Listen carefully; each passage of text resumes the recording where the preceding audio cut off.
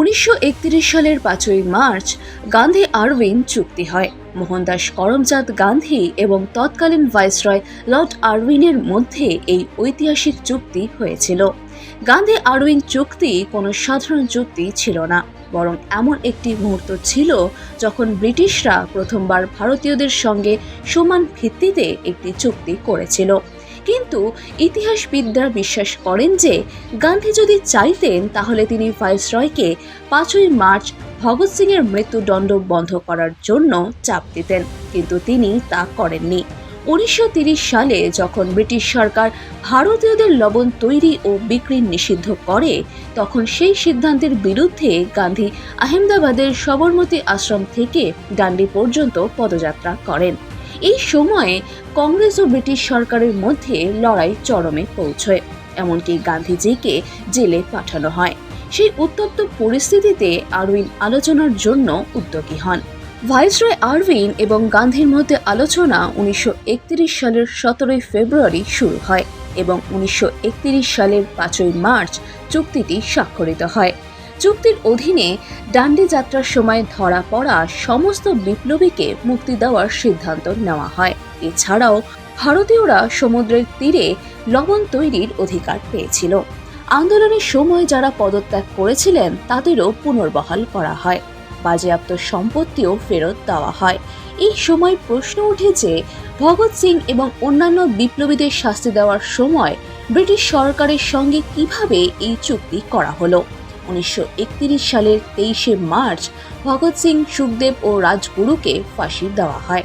এরপরই জনমনে ক্ষোভের সৃষ্টি হয়। এই ক্ষোভ শুধু ব্রিটিশদের বিরুদ্ধেই ছিল না, গান্ধীর বিরুদ্ধেও ছিল, কারণ তিনি ভগৎ সিং এর ফাঁসি আটকানোর জন্য কোনো চেষ্টাই করেননি।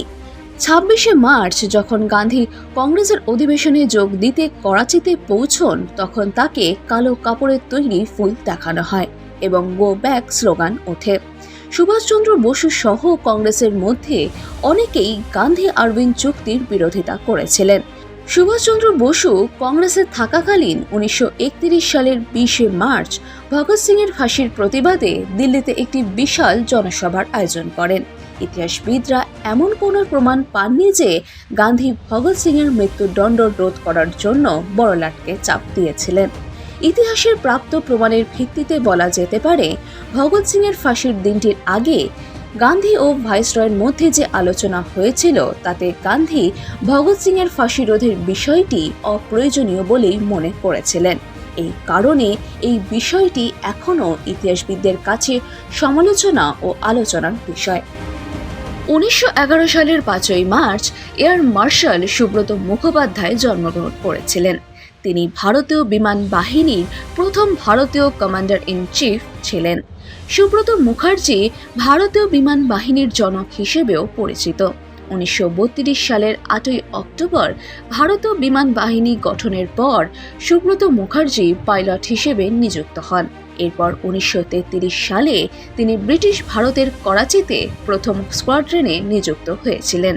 দ্বিতীয় বিশ্বযুদ্ধের সময় তাকে স্কোয়াড্রন লিডার করা হয়েছিল। ভারতের স্বাধীনতা ও দেশভাগের সময় তিনি ভারতীয় বিমান বাহিনীর পুনর্গঠনে গুরুত্বপূর্ণ ভূমিকা পালন করেছিলেন। 1954 সালে সুব্রত মুখার্জিকে ভারতীয় বিমান বাহিনীর কমান্ডার ইন চিফ করা হয়।